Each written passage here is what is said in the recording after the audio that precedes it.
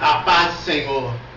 Meu nome é irmão Marcelo e estou aqui mais uma vez para falar e divulgar as visões e revelações de Deus. Mas as visões e revelações que hoje e agora quero divulgar são visões e revelações que se expressam na palavra de Deus. O mundo a qual nós vemos é um mundo dividido por fronteiras, como se fosse cercas cercada de um ponto para o outro. Os mares e os oceanos também fazem as suas divisões. O homem marca e debilita tudo. O homem expressa a sua vontade e muitos deles a sua ganância. O comércio e o capitalismo se inclui numa sociedade a qual a cultura e as revoluções dos anos passados, dos séculos passados, se fizeram hoje na nossa presença do nosso dia a dia. A primeira revolução, em 1688, na Inglaterra, uma revolução industrial, prometeram uma solução para os trabalhadores e para a sociedade inglesa. A segunda revolução nos Estados Unidos, de 1776, regulamentos para os trabalhadores, melhores condições de trabalho. A Revolução de 1789 na França, país que liderava a liberdade de expressão e conhecimento, também prometera soluções não só para os franceses, mas para aqueles que vinham para a França e também para aprender a sua própria cultura. Ela difundiu sobre todas as partes, mas porém, todas essas promessas, nenhuma delas trouxeram segurança ou paz. Nenhuma delas trouxe prosperidade econômica. Nenhuma delas trouxeram evolução. Quando Bismarck, presidente da Prússia, tentou unir Prússia e Alemanha, houve grande repercussão naqueles países. Assim também como Venceslau Braz, Prudente de Moraes, Getúlio Vargas no nosso país, representavam os símbolos, assim como JK e outros presidentes. O que eu quero vos falar, que todos esses homens, a qual lutaram assim como Hitler, assim como Mussolini, assim como Gengis Khan, como Karl Marx, como todos os outros homens que tinham literatura, conhecimento, como Aristóteles, e etc, etc, como o profeta Maomé, e como Buda, nenhum deles puderam resolver o seu problema. O meu objetivo é falar de um homem, de um Deus, a qual nos trouxe uma solução.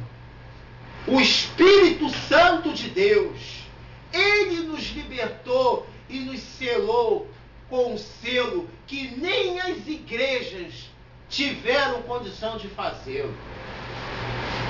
Quando Constantino, Papa e Rei, ele edificou as igrejas e modificou-a para o seu regime, colocando assim os estatutos, assim como a própria ciência da teologia, uma ciência grega, assim como outras ciências e outras filosofias, nenhuma delas poderiam levar à verdade, a não ser seus próprios costumes.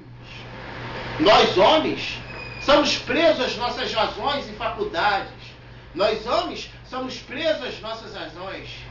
Seja expressões de Shakespeare, de Dunbar, seja qual for o homem, todos eles e todas as suas expressões nunca poderiam chegar à cruz do Calvário e representar pelo poder do seu sangue e regenerar e receber a célula das ordenanças que era contra nós e cravou no seu corpo a maldição e cravou a maldição na cruz.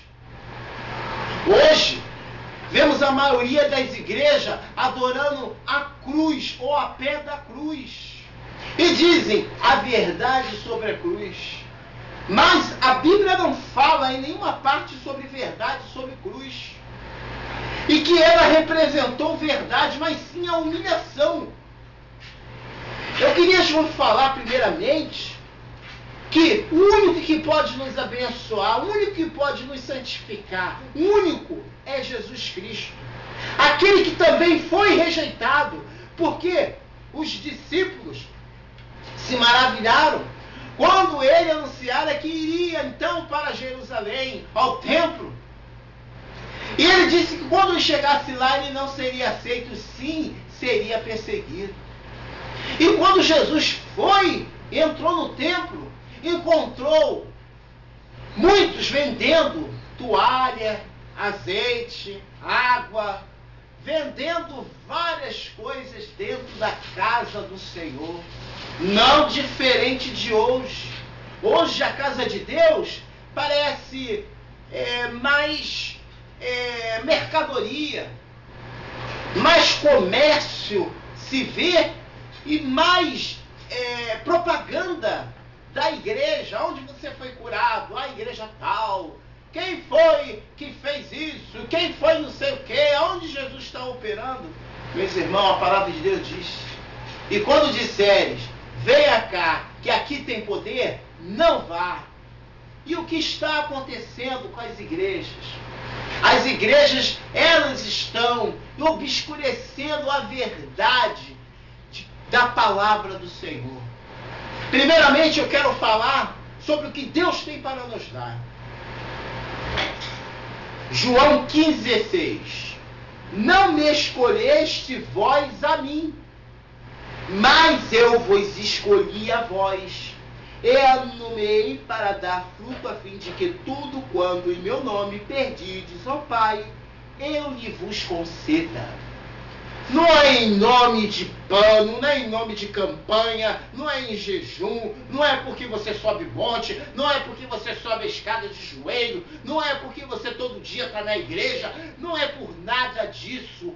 É pela fé em Jesus Cristo, a qual nos resgatou da maldição e nos deu a condição, porque o véu foi rasgado. Você não precisa de papa, você não precisa de padre, você não precisa de pastor, você não precisa de presbítero, você não precisa de irmã de oração, você não precisa de sacrifício, você não precisa de cruz, você não precisa de véu, você não precisa de água, você não precisa de sal, você não precisa de arruda, você não precisa de Padre São Jorge, enfim, você não precisa de nada disso, porque você não é feiticeiro, você é filho de Deus, você não é exorcista para usar uma ferramenta para ser curado, nada disso. Não, mas a sombra de Pedro e o lenço, você não é Pedro. E o movimento que houve com Pedro foi para Pedro.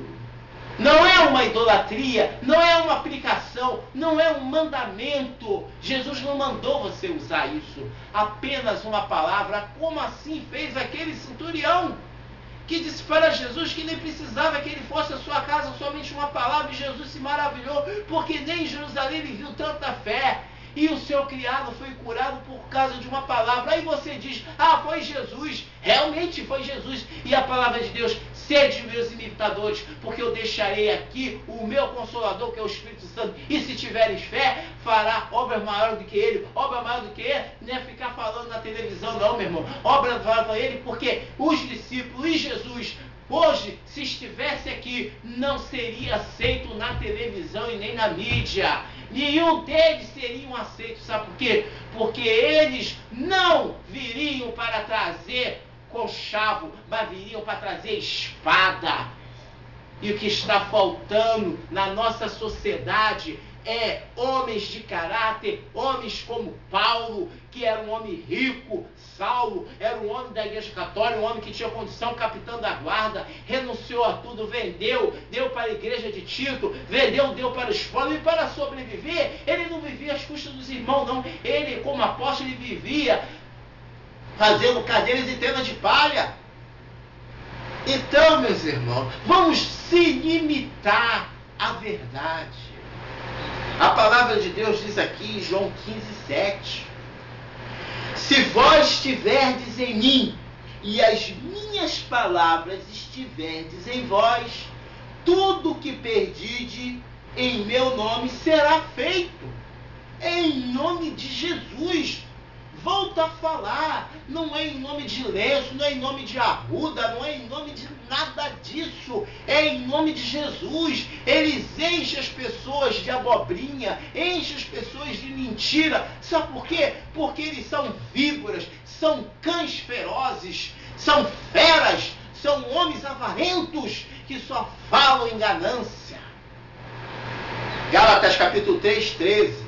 Cristo vos resgatou da maldição da lei, fazendo maldito por nós, porque está escrito: maldito todo aquele que for pregado no madeiro. Maldito, meu irmão, você quer continuar nessa situação de maldição? Maldição não é pobreza não, meu varão. Porque se maldição fosse pobreza, como dizem que pobre é o diabo, então Cristo era o diabão, porque era pobre. Os discípulos eram pobres, o único que tinha situação era Lucas, mas o resto era tudo pobre, então tudo era o diabo. Que evangelho é esse que estão pregando? Se Jesus chegou, filho de carpinteiros, pobre, de gente humilde, mas um homem cheio de espírito, o próprio Deus. E muitos de nós hoje olhamos para igrejas assim como Salomão. Então Deus falou para ele: Salomão, Salomão, Salomão, eu não habito em templo feito por mão de homem. Você, hipócrita, você, falso profeta, você, falso anunciador do evangelho, que construiu templos enormes, te digo que a destruição virá para este tempo, e pouco tempo tem para que você se conserte. E se eu fosse você, rapidamente vendia tudo que tu tinha e entregava para os pobres, para a miséria que está havendo no Brasil, para a crescente inflação que está acontecendo no Brasil, para os que estão perecendo. Vendia tudo para que tua alma seja resgatada. Lembra-se daquele jovem rico. Ele perguntou tudo e tudo ele cumpria como a lei mandava. Mas algo faltava, então Jesus mandou que ele vendesse tudo. Você que rouba e engana o povo e induz o povo a dizimar. E o dízimo, tu sabes muito bem que é a época da lei. Isso acabou, meu irmão. Nós não vivemos debaixo da lei do homem, mas vivemos sim da verdade. O dízimo só os levitas que podiam cobrar. E os levitas eram da tribo de Israel. Eram 12. E só eles podiam cuidar dessa parte sacerdotal. Vamos estar aqui em Hebreus capítulo 7, versículo 5. Hebreus capítulo 7, versículo 5. E os que dentre os filhos de Levi recebem o sacerdócio têm ordem segundo a lei de tomar o dízimo do povo, isto é, de seus irmãos, ainda que tenham descendido de Abraão. Não, mas Jesus dava o dízimo. Jesus viveu pela lei. Ele foi o único que a cumpriu, porque ninguém conseguia. A lei é impotente de salvar. Mas Jesus é o único que pode salvar. Nenhum outro pode salvar. Mas você que está aí, né, alienado nessa mentira, você que está aí alienado nessa falsa hipocrisia, entenda que Jesus veio para resgatar o povo para ser abençoado. Aqui em Gálatas capítulo 3, versículo 10, diz assim: e todo aquele que está debaixo das obras da lei está debaixo da maldição. Meu amigo, você que acha que Deus é igual ao homem, o homem, como é que o homem age? Como é que o órgão, como é que as coisas no mundo funcionam? Você trabalha, recebe o seu salário, vai ao mercado, faz a sua compra, vai ou paga a sua conta de luz e água. Se você não pagar, vai ser cortado. Você tem um plano de saúde, porque infelizmente hoje os hospitais que não deveriam nunca estar nessa situação se não fosse essa política podre no país de liberdade e democracia. E esse é um outro assunto que eu queria abordar, mas não é para hoje. O que acontece se você vai, paga o seu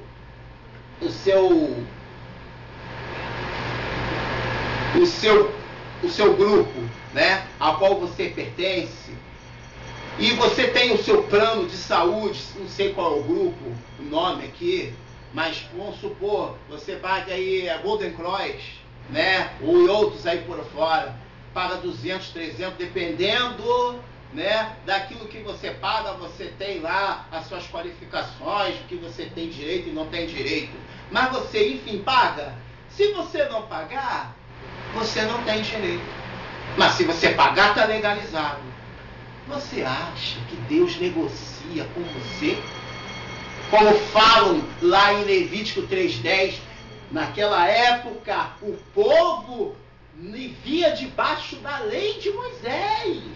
Vivia debaixo do jugo do homem. O homem vivia debaixo das normas, das leis dos israelitas. E você, meu amigo, nem judeu é. Você nem judeu, você é co-herdeiro da herança de Deus. Filho da promessa de Deus, você não faz parte da nação eleita. Nação eleita é Israel. Não é como dizem aí esses mentirosos, dizendo que o Brasil é escolhido de Deus. Isso não existe. Escolhido é aquele que abre o seu coração. Não é abrir o seu bolso, não. É abrir o seu coração para Deus. E voltando a falar, Deus não negocia. Deus não faz negócio. Deus não tem negócio com o homem. Deus não faz negócio. Deus não faz troca.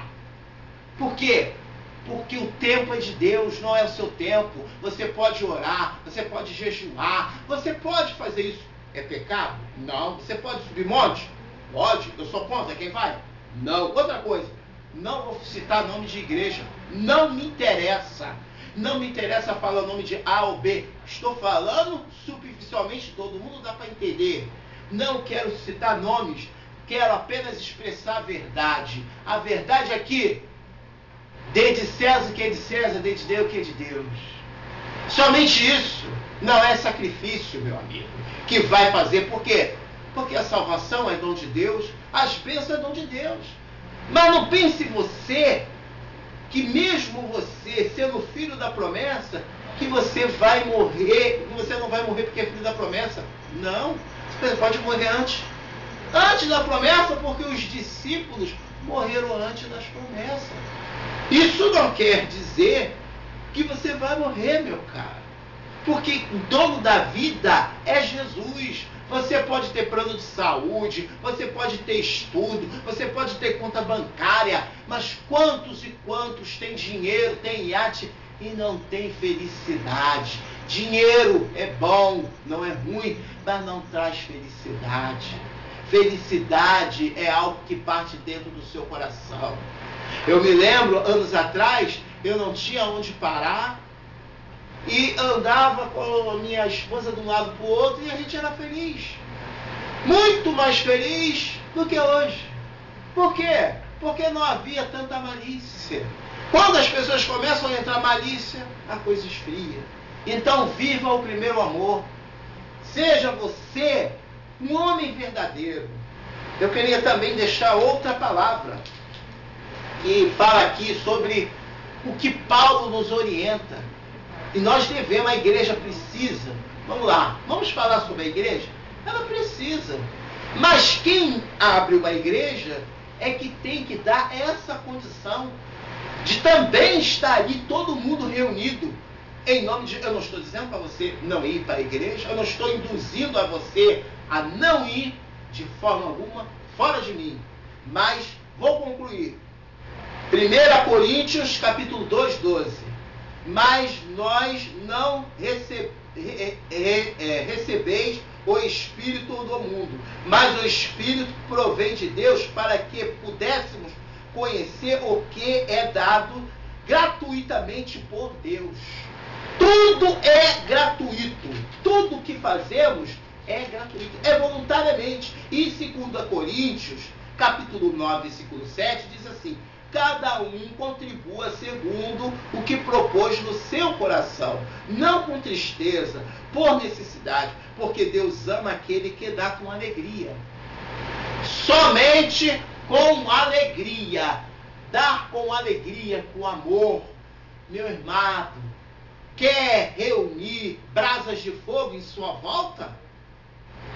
Em vez de você pegar um pacote de dinheiro e dar um mercenário que está milionário, que está rico, ajuda o teu vizinho, ajuda um que está desempregado, olha para o necessitado, sem olhar a quem, não escolha, dê, sem olhar, não escolha se é preto, se é branco, se é baixo, se não vai com a cara daquele cara, porque, olha, eu vou lhe ensinar uma coisa, eu vou lhe orientar, ame o seu inimigo.